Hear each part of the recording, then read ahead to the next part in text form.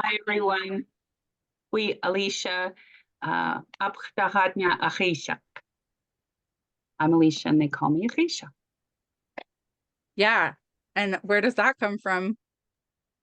So Your the name. elders named me Agisaq, actually a group of learners with the elders. It is actually your ancestral village name. Agisaq is Pilot Point. It's also, the word means like the lookout. So it's that point or that place that you go up to look for boats or whales. It's that lookout spot. And so that is my Alutiiq name. It sort of sounds a little bit like Alisha. Um, Hmm. so it's my second Alutiiq name that I was given. My first one was Angalachdak, which was the laugher. And the elder that I learned Alutiiq from named me that because I giggle a lot. That's awesome. I love that. And I love all the stories of all the names that I've gotten to know. And we'll talk more about that in a little bit. But first, we always like to start, by thanking the Alutiiq people. We like to think of all the regions, Bristol Bay, Kodiak, and the Chugach regions. And we're also thankful for the land. It sustained our ancestors and it still sustains our people today. We also want to make sure that we recognize the Squaxin and Nisqually tribes on whose land the Evergreen State College House of Welcome exists and what we now call Olympia, Washington. They're like our parent organization. So they sponsor us fiscally for all of the things that we do in our program at Pacific Northwest Alutiiq Culture Camp. And then we'd also like to recognize the lands from where we do the planning and where we are now. And so I put both me and Heather and Alisha in here. And so I live on the lands of the Duwamish and Muckleshoot and Stillaguamish. Heather is on the land of the Spokane people and Alisha on the Kanaka Maoli people in Hawaii. She lives on Kauai. And we recognize the thousands of years of stewardship of the lands and also acknowledge the people of our home regions as well as Washington and the other places in the lower 48 where we all are. So Koyana Shinak. And think about how you can be partnering with those people if you live outside your region. How can you partner with those folks to help care for our land? So also a big Koyana to our sponsors. Bristol Bay Native Corporation, Koniag, Bristol Bay Foundation, Tungurnuck Native Village, Old Harbor, the Evergreen State College House of Welcome, and Alutiiq Hearing Services. And then here we are. So a place for us to introduce ourselves. Alisha, you kind of introduced yourself a little bit, but you want to tell everybody a little bit more about you? Sure. Yeah, see those teeth? That's like big smile. I previously was the executive vice president for Afognak Native Corporation based in Kodiak. And before that, I was the executive director of the Alutiiq Museum. And before that, I worked for Kodiak College. And just recently, I've been teaching, and I'm still teaching classes online via Zoom through Kodiak College, teaching Alaska Native literature right now, but have taught Alutiiq orthography. And I have three sons who you'll hear their names and a husband. And I'm born and raised in Kodiak. My dad is Tony Drabek. He was the president and CEO of Natives of Kodiak for 26 years. So I have a longstanding relationship with the Kodiak area. I have many friends from the Alaska Peninsula. And my dad used to fish in that area and around into Bristol Bay. That's awesome. I don't think I knew that. How did I not know that? Anyway, Chmai Hui, Jessica Towns-Camara, up the Hutna Pilista. So, my native name is Pilista and it means doer or one who makes. And my mom is on the call and our family's from Pilot Point, which you guys have already heard. And so that's Alaska Peninsula folks. And, but I do have, I think, a very distant grandmother who I think is from Afognak. So that's also cool because I connect in with a lot of folks, down in Kodiak Way as well. Me and my mom, my sister do. So one thing that I've almost forgotten to do is we do like to light a nanik as well at the beginning. So I'm going to stop sharing and then I'm going to spotlight for everyone. And we'll let Heather do that. And it's, just really good. It can really, thank you, David. It can help you like start things with intention. And yeah, Larry has his too. Look, it's amazing. And everybody made these with camp. Wasn't that the coolest thing? And then you've got, Cheryl, you've got a candle back there too. You know, same, same. Doesn't that make everybody happy? Makes me happy. All right. And there's some information about that on the blog as well if you want to see some of the research that we presented before about Linux and stuff. So you can check that out there. So this is actually, you know, basically from Alisha's research, but I put it into the front page of the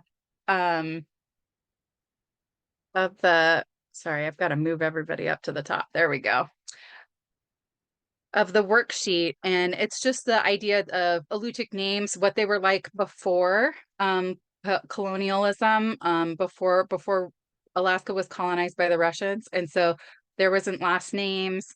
Names were passed down from honored and respected family and community members. And you were something that I discovered from the Russians did a census of all of the Unangan names. In the chain and also in part of the peninsula. And people were often named for their achievements, but also their failures, kind of motivational names. And I thought that that was kind of amazing. And then contemporarily, so after the Russians, you do notice the name of the use of patronymics. So last names became a thing, and using your father's name as your last name, right? So that became like I have a ancestor who was Fedor Lavrentiev Kalmakov, and so his middle name was his patronymic. So you know that his father was Lavrent, right? Or however you say it. I speak French, so I tend to do that to things.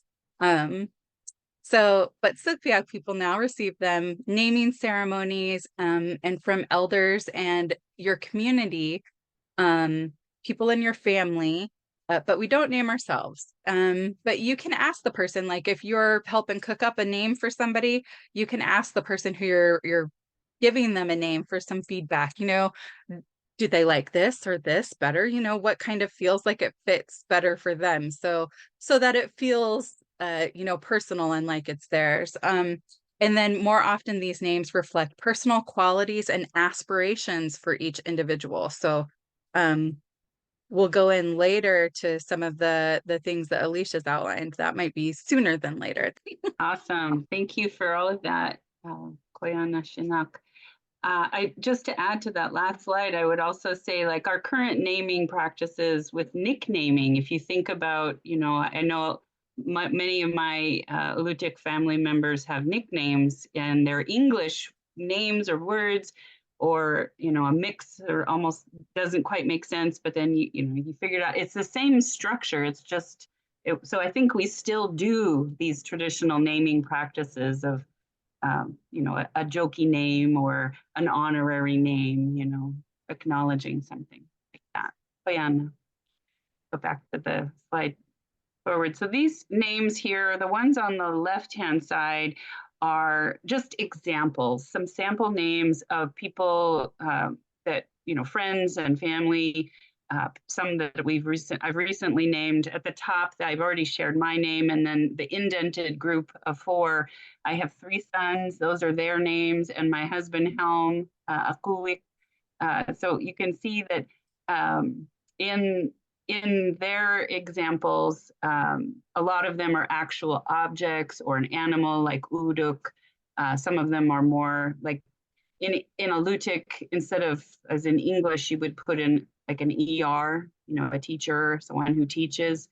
You in Alutiiq would put that ta or sta ending. And so we'll be going into the endings to help you see how that works. But those are 2 examples, Chauyaista and Mayuchta, 2 of my sons.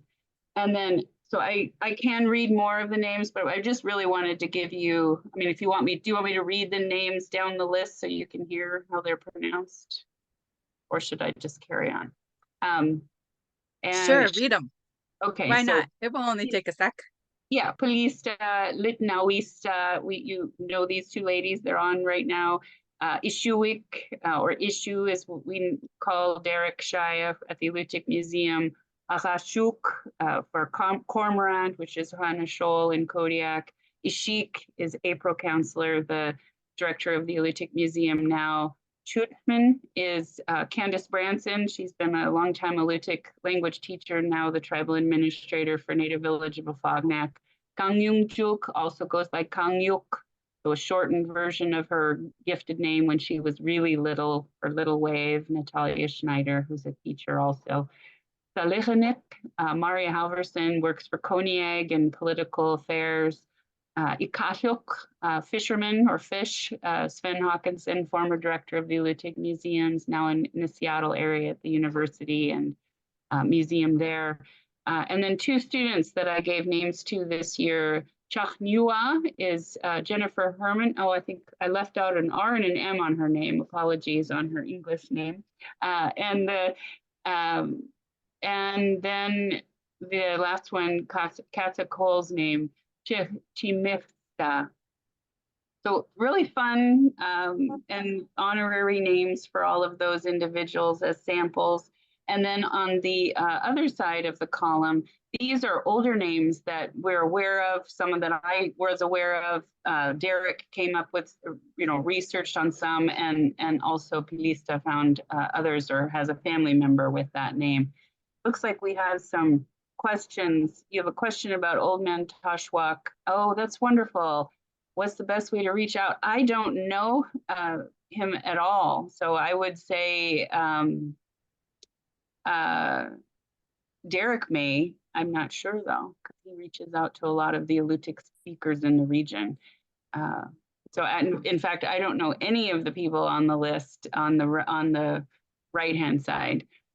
And then Anna Pavlov, my mother born on Woody Island, raised, oh, right on.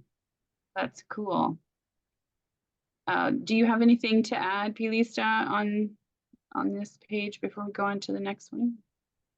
Yeah, like we've always been a little bit confused by Great Uncle Naki. We know that he has a reindeer collar at the Burke Museum. He was one of the reindeer herders, on the peninsula. But we also knew that he was Jaku, and it was written on the back of a picture where he was at reindeer camp. And we thought, we gotta mute that person. There we go. All right. And it was always a little bit confusing that we did recently find a piece of paperwork that actually had both of the names on it, that he included his nickname as like his middle name. So that helped confirm that really was him, and that Jaku really is his nickname, and Naki is his regular name. And so then I thought, well, okay, Jaku, like there's no J's in Alutiiq, so what would that be? And I thought, well, it's probably CAKU or something like that. So then I looked that up, and right bold at the top was trouble. And I thought, of the stories I've heard about this guy, for sure. Exactly. Yeah, I didn't pronounce the rest of them. I'm sorry. And I think that's such a good example. And the family is, and he spelled it that way, and you can carry on doing that. It's not, there's there is a modern orthography for writing Alutiiq that's super helpful for consistency to use, but particularly with names, it's good to just, be playful. So I can go ahead. Yeah, do you want to, why don't you go ahead. I was like, I could give it a try. Let's see how I do. So Kahanak, right? Kahanak. And then Sangangjuk. Unina. And then Apashuku. Apashuchu. Oh, sorry. Yeah, Chu. Apashuchu. And then Yakunak. Yeah. And that one's a great example. The Yakunak is a great example of an Alutiiq name that was an ancestor's name, single name, and then the family at that point of colonization took that name and used it as their last name. Yeah, And that's amazing. There's a question about a pronunciation guide. No, there isn't. Well, I mean, the It's Alutiiq called language, Alutiiq orthography. yeah, the Alutiiq language is phonetic. If you learn the 26 sounds of Alutiiq, then you'll be able to read these through. Or, you know, if you took the orthography class or had the book, that would be helpful. But there are many of us that are second language speakers that are, you know, tech savvy, that can send you a recording of a name that's a family name. If you need to have that, we'd be happy to do that. Yeah, it only takes a second to make a voice memo and send it off. So here's some naming ceremony examples. The first one is Alka. She's on the call, which is a camp gave Kathy McKnight. We worked with her family. We worked with her sister to find a name for her. And Big Sister was the name that we came up with. Alka is like a older, not as used way to say Big Sister. And then it was presented at the Cognac Picnic in Seattle in 2021. And it was done just after we lit Nanik that we gave to Cognac so that they could have that for, you know, events that they do. Yes, and the other image on the right is Candace Branson presenting name cards to all of Hannah Scholl's family. Each one of her family members received a name at the Alutiiq Language Celebration in 2018. So in the Kodiak area, people that have participated in the high school class, for example, the college class, or this language celebration, if one doesn't have a name and you express that interest to, you know, the leaders of that, they've been, and same with Digafognac, they've been gifting names for many years. But there's many other ways to do it. Yeah. And this process, I came up with this list just recently and thinking through a combination of how we've done it through those formalized programs over the years, back when I taught the high school class and was giving student names each year and at various camps, and then more informally with friends as things have evolved. So it's really good to start with a brainstorming about the person's qualities, their preferences, who their family was. Is there an ancestral name that they have deep in their history that maybe would be appropriate for them or another family member to be gifted? And what influences have they had in their lives? And then next, after you've come up with some ideas in English, and then perhaps, you know, looking in the dictionary and researching those now. So step 2 is looking for those root words, postbases, which we're going to go over here tonight, and thinking about what kinds of options of words come to mind based off of that brainstorm that you did in English. And so we've listed a couple of those key websites like WordWeNock, weenock.com is a great resource. There are some conjugation corrections that haven't yet been made, so you can't take it as hard and fast truth on all of its conjugations when you click on the word. But the root words are all solidly vetted by linguists and match the Alutiiq language dictionaries and such. And then alutiiqlanguage.org has its own online dictionary, which includes the picture dictionary, all of the picture dictionary that I made years ago. I think there's about 1,500 words in that book that are on that, plus many more new words that we've integrated over the years. So both of those are great online resources beyond the paper dictionaries that are available from Dr. Jeff Lear. And there's also anybody who's studied Alutiiq in a formal class should have gotten access to the combined dictionaries, we call it, that Dr. Lear made. It was originally files based off of each alphabet letter, and we combined them. It's over 8,000 pages long. So it's a, you know, and it's not densely written. So when I say 8,000, it's not like reading a book like that, but it is a PDF that one can search. It's not a printed document. So using those tools to help you figure out the root words is step 2. And then coming up with a list of favorite options. Is it perhaps what letters are being used? There are certain Alutiiq letters that are challenging for non-Alutiiq speakers, and some people choose to, I want a name that people are going to pronounce correctly. The Alutiiq R is a great example, or the double L. So the Alutiiq R is that deep guttural, so a deep guttural sound there, almost like an H, but way further down your throat. And people would mispronounce it frequently as an R or an R, but that's the capitalized Russian R that is in the Alutiiq alphabet.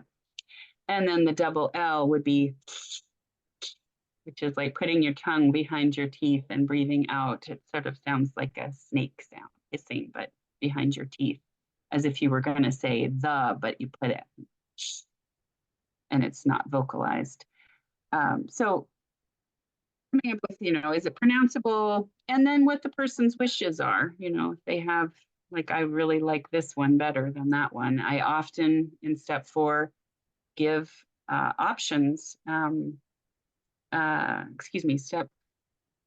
Step 5, give options. But sorry, before I go down to that one, getting speaker feedback is useful. Now that we have fewer first language speakers, that can be difficult, but even a second language speaker, to say that if you feel like this is a person who understands basic conversation, and if I say this word and name to them and they don't laugh, they don't anticipate there's some other unintended connotation behind the name. I mean, there are certain animal names that have a connotation that you wouldn't really want. Don't name your kid Amita Duck. No. Amita Ducks like to go in and out of everybody's house. Yeah, those little weasels. You don't want to be, I mean, you wouldn't name somebody a weasel in English. It's the same kind of thing. I mean, you could, and there are people It's a little mean. call that, but be selective and check it with at least 1 or 2 speakers, just so that you don't later come to find that it had some embarrassing element that you didn't know.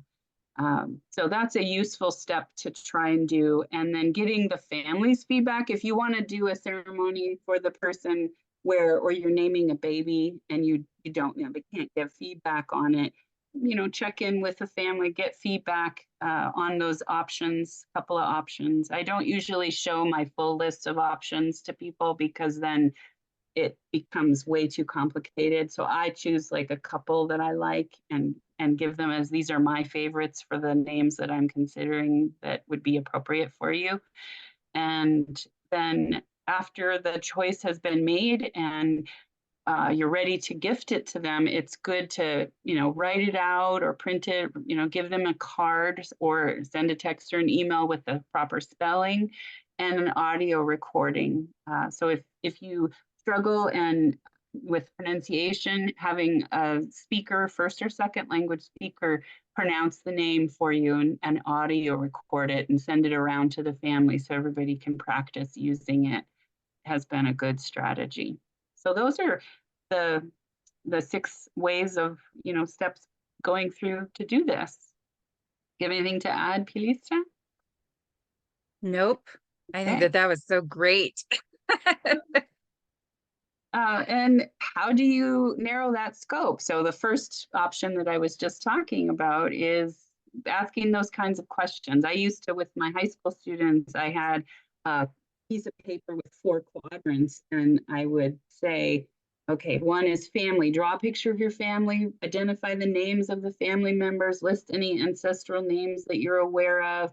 That was super helpful when I was going before a group of fluent elders and I was trying to explain where this student, I'd show them a picture of the student and say, this is what family they belong to. And that was often for a group of fluent speakers, like, oh, I know her grandma, I remember her, and she had this name, or so there was connections that the student didn't know that would come from that. But I've had other friends that have been given names based off of their family, For example, Terry Schneider, who's now the executive director of Cognac Education Foundation, her Alutiiq name is Uto, and Uto was her grandfather's name, Otto Mali, and it's pronounced with an Alutiiq pronunciation in honor of him. So that's just another example of how family names can be helpful. And then next quadrant was animals, because people are attached to and love their pets or feel drawn to certain, indigenous or introduced animals. And so for kids particularly, and there are a lot of people in the Alutiiq Nation that have animal-based names. So figuring out what a person's favorite animals are might trigger, hey, I want to name them something in reference to that, or they remind me of the playfulness of that kind of animal. Like Ishuik, his grandmother June Pardue named him Ishuik for the seal. And I, for a time, actually called one of my sons that and it's the same thing. It's the big eyes, they, as babies, have big, beautiful eyes. Third, Chagina Pingakan is the question. What do you like? What are your preferences or the things that you like or the person likes? Often with the high school students, it would be certain types of games. So the next one is like, what do you like to do? The activities or hobbies. So it might be an object that they like to carry around or they're known for, or it could be a sporting activity. Or my son, Mayukhta, he's a climber. He climbed the walls, literally. And so that became easy to give him that name. In fact, I think the elders started calling him that when he was climbing trees at camp. So those are just helpful questions to ask the person or family that you're trying to come up with a name for. And beyond that, considering, are they known for something? Is there a certain role, like Heather has with her name? Her name very much as a teacher comes from that. And also you, Pilista, the roles that you play, figure to that. As I explained, my first name on the Lachtak, my quality of being joyful and laughing a lot. Next slide. Okay. Here's just some of the resources if you want to take a picture, a screenshot or whatever, or write these down. But the dictionary resources, so Weenak, Alutiiq language. The Alutiiq Museum has the word of the week, although I don't think that it gives you what the root of the word is on there, does it? I don't think so. And then there's Jeff Lear's conversational dictionary, and there's a link to that. That's from alutiiqeducation.org, that's your website, right? Yeah. Yeah, I built that originally and have given it over to the school district. Right? Yes. So all of these are great resources, although I think the ones that are going to help you the most is probably Weenak, because that's the one that's going to have the root of the word written at the top. And we'll go over that in a little bit. So here's the worksheet. It got updated. It used to just have one page, but then, Alisha shared all these amazing things that she's been using for a super long time to help with the naming process. And I asked, can we make a second page for the sheet to help everybody? And so now there's a second page.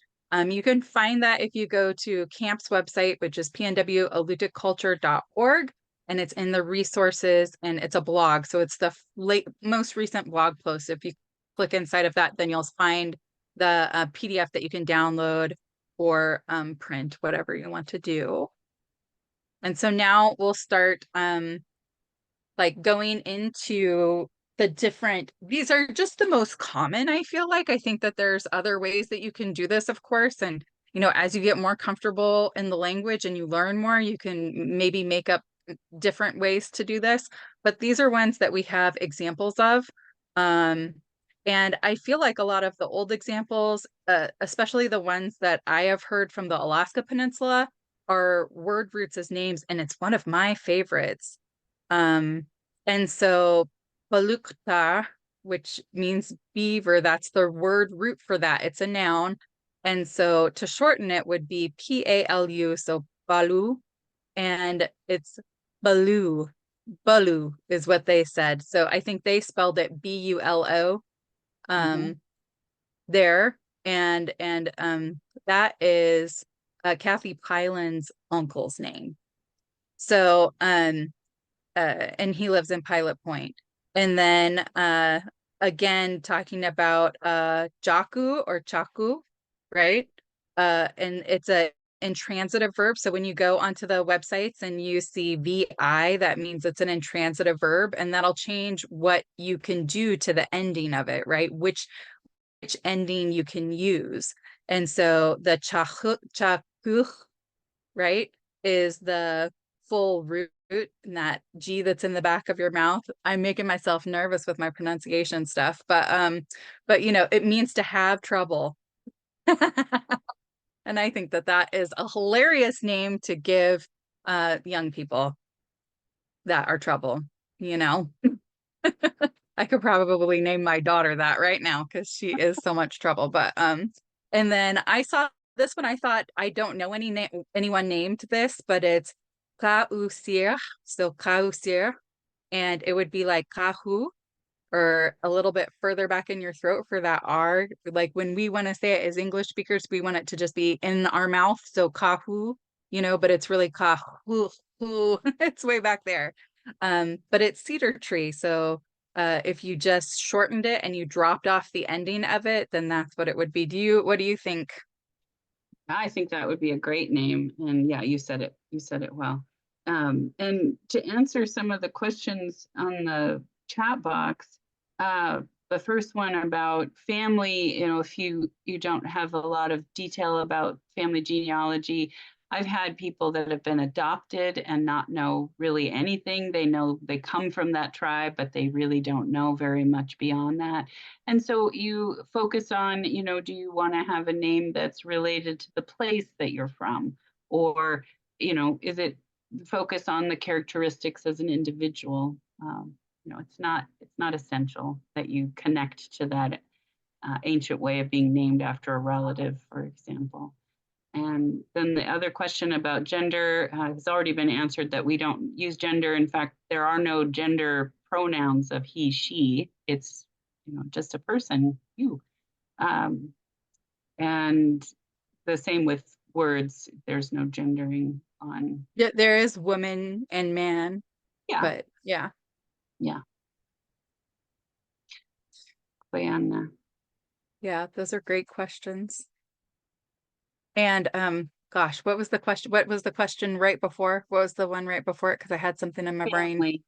Family. Oh, family genealogy. So there are like you know, a few people who are just master level genealogists, I think, in every community. So reach out. I mean, really reach out and ask, because if you don't know your genealogy, someone does. You know, and someone has it all mapped out in their tree that has like 70,000 people in it. So, you know, like yeah, there's definitely folks, if you're from the Alaska Peninsula, you know, that I can point you to. But I'm sure if you just reach out, you can find somebody if you need that help. So the skak ending, do you want to take this one? Sure. So we're going to go through each of the different postbases that are most commonly used in modern naming within the Alutiiq Nation. SPAC is a really useful postbase to learn right out the bat. You know, as you're learning Alutiiq, being able to put this on the end of either a noun or a verb. It means one who does that action. So it's equivalent to, in English, the ER ending, like teacher or such. So stop and the examples. And when we say intransitive verbs, there's two different kinds of verbs. There's transitive and intransitive. And the intransitive is like walk, run. It's like you're doing an action, but it is not in relationship. Whereas a transitive verb is in relationship to that thing. And so the examples here, so these are all intransitive verbs. Tukni is the root for to be strong. So tuknischak is, I've heard at least one person that has that name. It's a great name, one who is strong, tuknischak. And the noun root, another example for bacon, So an English size or an Alutiiq size English word, bikanach means bacon. And so you could say bikanashak. And so you see, we have no Q, but that's okay. I mean, you can shorten the Q off of there. And that's, I think you saw earlier with Balu as a name, or when I said instead of Kangyungjuk, Kangyuk, or Kangyu, or instead of Ishuik, Ishuyu, Ishua, you can shorten the words even further down to a syllable or two. And people will still, Alutiiq speakers will still see the connection to that root meaning. I decided to put a really funny one in. And then also just take note that this is a typo down at the bottom. There should be a Q at the end of that. So I just, my crazy fingers went too fast and I missed one. But yeah, I just did bacon to be funny. Nice. Sta is another ending, and it's a negative suffix. So that means that the end of the root drops before you add it on. And this ending can be applied to transitive verbs, and transitive are like something that happens to another thing. So if you're loving another thing, you teach something or someone else, right? So that's what transitive means. Went over that before. And when you're looking in Weenock or wherever, you'll look for that VT, and that's going to tell you, oh, okay, so that can only have the VT endings, right? So then if it's a verb, but it's a transitive verb, it's going to need to have the VT ending. And so litnawista, or some people put a W in there, litnawista. Both are correct. Yes.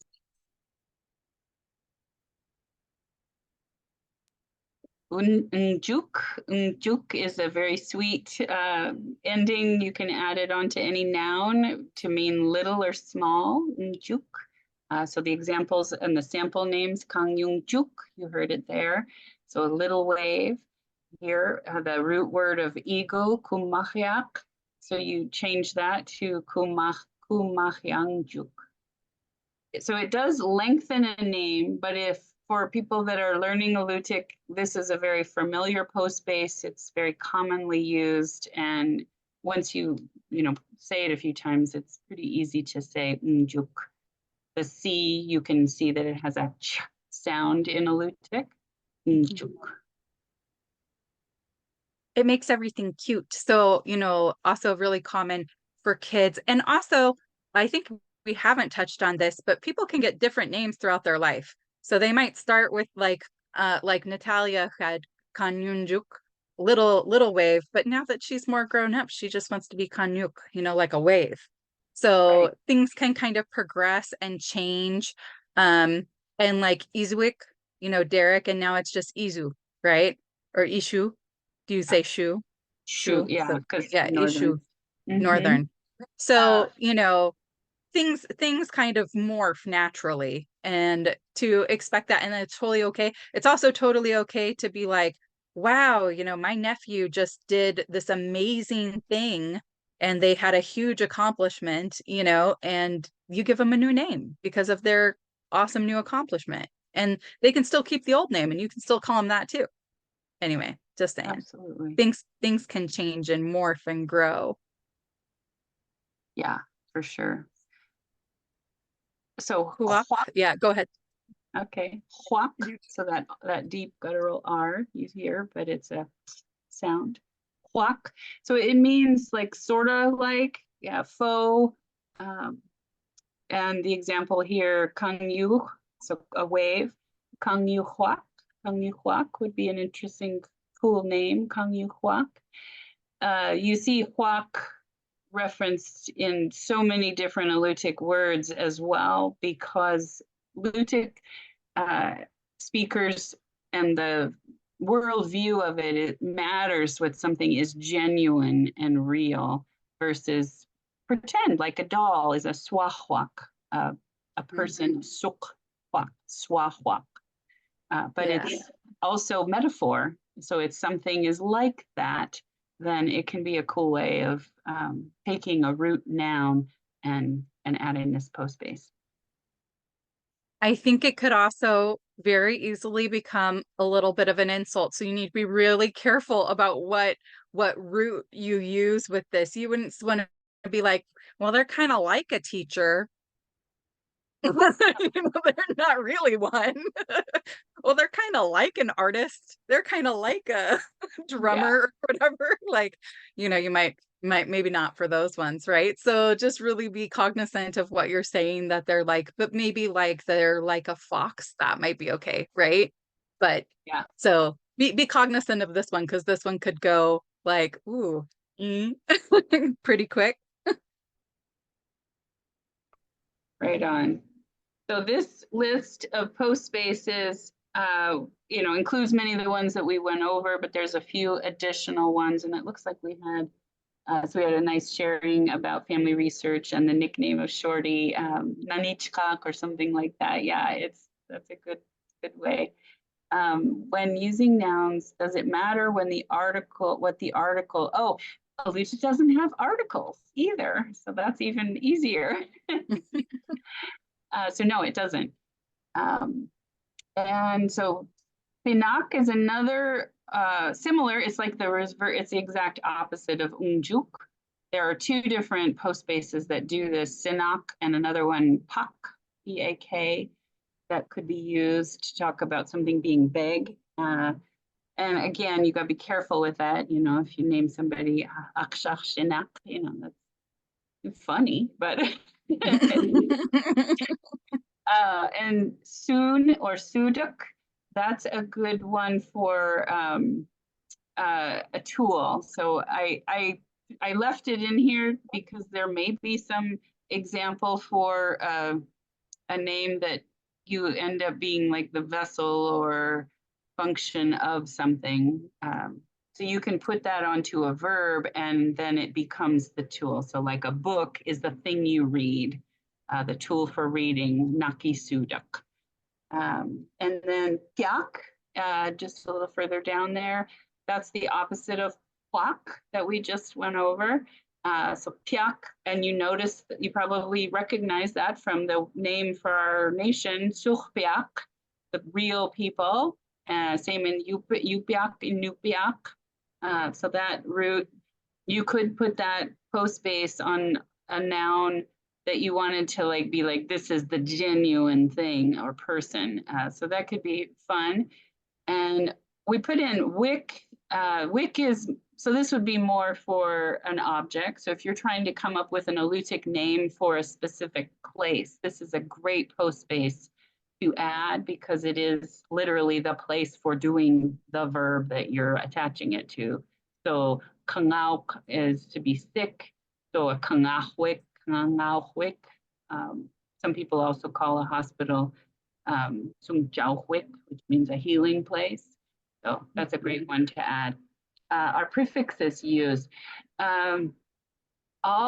All prefixing concepts in English happen at the end in Alutiiq, so it's the reverse.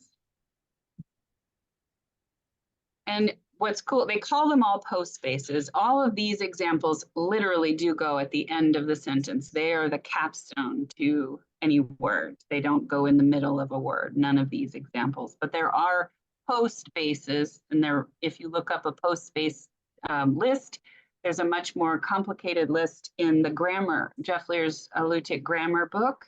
And that like 5-6 page list of postbases, many of those you'll see hyphens on either end of the letters, and that means it goes in the middle of a word. And so you can add and stack postbases, and you'll see that in the language. And there's the down at the bottom here, the ta, one, who, and tulik, lots of, which are for nouns. Tulik is a good, we've used that when renaming different modern objects in the New Words Council frequently. That's fun. Yeah, Vak and Wak, I would say that those maybe, yeah, it might have been a Huak. Totally could see that. The question is about the spelling VAK or WOK. Was it the root of Huak? It could also just have been WAQ instead, because that is also a common ending to a lot of, Alutiiq. So pretty much all Alutiiq words end in a Q with, a bucket load of exceptions that end in a K. And then when you pluralize it into a T, into many, as opposed to just two things, it ends in a K. Or you saw like with soon or suduk, and you see it change. It's soon versus the tuk. There are endings that you can, they change based off of the part of speech. And so sounds at the end can be dropped. Yeah, those are great examples. Tashwak and Kanglak, definite Alutiiq names. I would say that's probably not a huak because you don't hear that oo sound that's in the middle of the postbase huak. I'm thinking Tashwak. I'm not sure I haven't looked either of those up, but I will try and I'll do that while when Pilista is presenting, see if I can't figure that out. So it's actually that time to make some words. Okay, so here we've got a word Weenok. See right here, we've got the word root, right? Is this. And it tells you that it's a noun root. And so copy, and we'll stick that over here at the end of this. And so then if I were to make that into dropping, so this one's the dropping, the root. Let's see. Sorry, I'm trying to put this thing back up over here. There we go. That would be chayu or chayuskak. That's another one that can be used. Here's the endings that we have, right? So nouns can do that. So one who is like tea. And then chayungjuk, little t, or chayuwak. So they're like tea. I'm not saying that naming someone T is a great idea. Certainly not. But, it's just for examples. And then same if you go over to Weenok and we look for, but like love, and that could be a cute one for, people that you love. So here it is, right? There's the root. There's where you find that information. Copy. I'm going to stick it. I guess we'll just put it over here. There we go. And then there it is, right? So here's the two options. If you look at but so this is transitive. So then if you look over here, you can find, you can do the sta ending. You can do the word roots as names. And those are the two endings that you have for the transitive verbs on the worksheet, right? You could use some of the other ones that she gave you later in the slide if they're for transitive endings. But kunu or kunuk or kunukista, is that right, do you think, Alisha? It's hard to see, I know. I can. It's right. There you go. Is that better for everybody? Kunukista. That's cute. Just a little Right? lover. Just a little lover. I thought, what a great name, even if it's just a name that you call, like, like you might call like honey or honey bunny to like your kids or something, to be like, hey, Kunu, come here and give me some lovies, right? It's not necessarily their name, but it could be something that you bandy about with little people. Yeah, or whoever. That's a good one. Another one that I looked up beforehand was for rabbit, for obvious reasons. You may or may not want to name your people this. I was just looking up random things and doing the endings to them. But Chutertuli, and the tuli on this is that the ears are long, right? And so that would be dropping. That would be the word root. So you're just dropping the N, you're dropping the R off. You can't drop any more than that or you lose that the ears are long. So this could be someone who has big ears and you kind of want to give them a semi-funny, nickname. And then cute buck teeth, that would be sweet. But it is I would be worried about like a rabbit or the one who's like a rabbit. I would like, oh, they must be prolific. you know, Yeah. that would be a good funny name for. Exactly. So then I think you get into like ones where you're like, ooh, that's probably a bad choice, like the Chuter Tulitskak, sorry, or Little Rabbit, you know, that's kind of cute. Chuter Tulingjuk, right? Chuter Tulingjuk or Chuter Tuliskak, like a rabbit. But again, if you're doing something and you're saying they're like a rabbit, maybe not. Maybe not. And here's another one. This one, I feel like I commonly get questions about this one, bear. Lots of people want to do some sort of form of bear for folks. So this one, there's the noun root is takuka, and that's bear. And I've seen it with the dropping. I've seen it taku or takuka. So either of those. And then takukaskak or takukanjuk or takukahuak. So those are the endings, and they're all right there in the worksheet. So these are all worksheet endings. But again, there's other ones that you could possibly use, like maybe the takukata, like you could use the ta ending, which is another option, which is again another like that.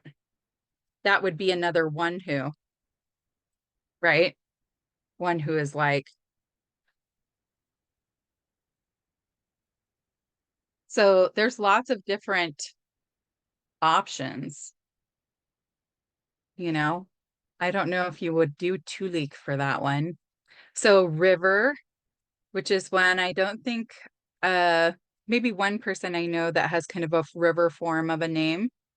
Make sure I'm saying this one right, Alisha. Huich. Quick. Yeah, the root. Yeah, quick. You're right. Okay. And it's Mhm. oh, we're Yeah, yes, the word for river is just has a K on the end of it, but then all Ks change to Gs when you make them roots. right. So then to drop it, it would just be we, Yeah, we, yeah, quick, quick. we, That would be cute. yeah, qui Mhm. or quiskak, one who's Yeah. like a river. Mhm. And again, you could do there's quiungjuk Mhm. or quihuak, which is again like a Like river. faux river. Mhm. You have to keep in mind that it can be taken as faux or like fake as well, right? So when you're making the choice for that one, or it's like a river, because it can also be taken in simile form. I think it depends on the context of it, right?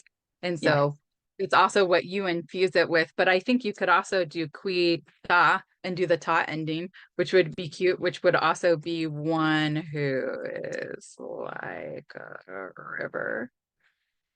And you could also do we to leap. Interesting, like lots of rivers, which like maybe someone who's always got like 50 tabs open, that kind of a person, you know, Huitulik might be a great name for them. That I is a I cool might name. resemble that. Oh, change the I, second I to a U. Oh, Yes. right. Sorry. You said it right. Just a I said typo. it right, and I have bad typing fingers. I often, you know, and darn, the word doesn't correct your Alutiiq. Well, and if it does a terrible thing to it. Does Mm. anyone have one that they would like us to look at? Like look up and Yeah. do? I did just, somebody had a question she said her 12-year-old is very prickly on the outside, but sweet on the inside. Is there an Alutiiq word for like a porcupine? So the root word for porcupine I listed and I'm not familiar with any of these because I've never talked about porcupines, but I looked this up quickly in Jeff's combined dictionary. So would be if you were like from the Perryville village, or Agisaq or Agisaq from the Chugach Alutiiq area, which is a Oh, baby porcupine. Or I saw on the Alaska Peninsula, Isaluk. That's a cool word. I've never heard that one. And I can keep looking because I might. Oh, it looks like. Oh, I do know the word for porcupine. This is the word I'm familiar with. Nunik. So this is the Kodiak area. Nunik. Yeah, sea urchin. Uduk would be a good one. Let's let's see. To just do the root dropping would be Noonie. That's Noonie. cute. That is cute. And so Noonie Huak. Noonie Huak. Yeah, Noonie Quack. Noonie Huak. That's a great name. Porpoise, I think it's like Mangak. Let me look it up. Mang Noonie Huak. I love that. And Yeah. then again, you can be one who with a new. I might add this ta one because I actually like it a lot. That would be the one who. Oop. But Nunita, I like that. That's really cute. Hey, do we? Oh, the porpoise? Was that a question? I don't know if we would find it. So always interested in the ways, the connections to other words. So I like to look at the words that are next to. So the word for porpoise that I'm most familiar with is mangak. Are you finding that? Yes, Yeah. good. You have the same one. Yes. So maybe play with some samples of mangak and sunshine. Well, the actual sun is Machak. I actually named one of my dogs. She was an orangey yellow colored dog, and her name was Machak. That's a pretty word. But the word for light itself is tangik. Tangik, is that? That's not spelled quite right. Carry on with. If are you ready for your samples from manga? I'll keep looking. Mga Mangangjuk, little porpoise. Yeah. I mean, those are cute. And then if we want to keep going with the manganta or manga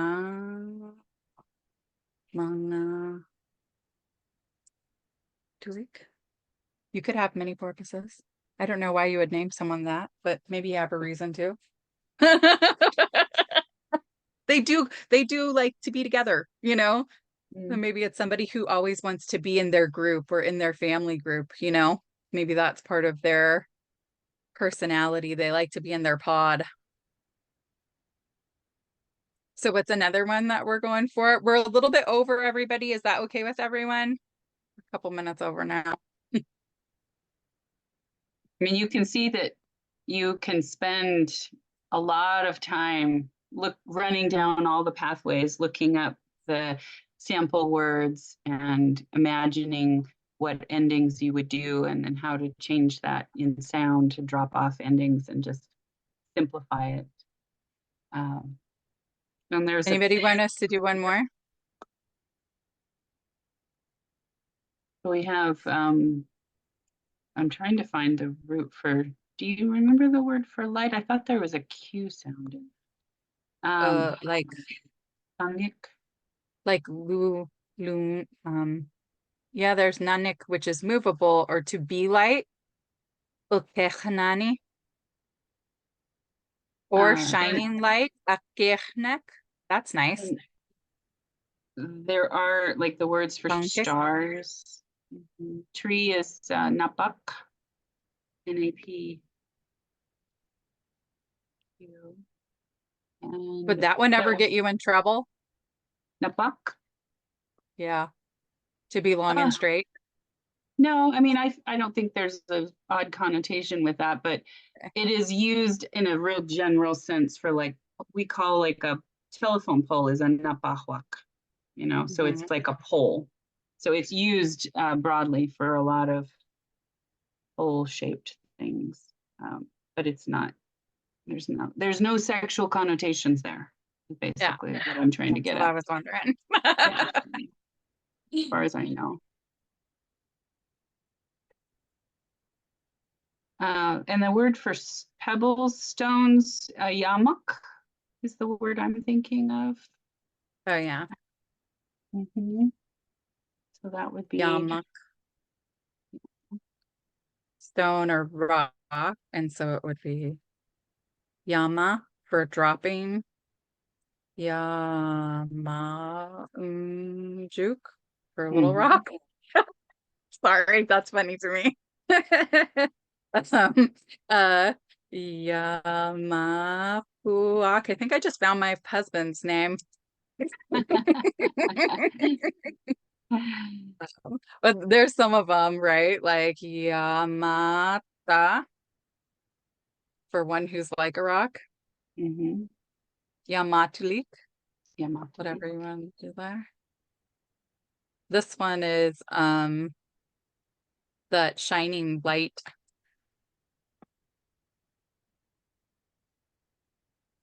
And so it's a noun, and so dropping would be that, but it would be yeah. None. Would it be like this? This one's harder. Was that right? Or would you drop even further back? Yeah. No, that's right. Okay. Agifnanduk. Yeah. And then uh and this is one where I probably wouldn't use I wouldn't use the huak. I probably wouldn't do this because I wouldn't want to make it like they're like a shining light, you know. I don't know. Just let them be a shining light, you know. Mhm. So, Or but put piak on it, a really shining light, bright right, shining light. nef nepia. No, yes, nepia. That would be right. Right? Right. Yes. So in So Iluak, there was a question earlier. Sorry, I'll just type it into area. It is cousin. I'm gonna get the spelling here.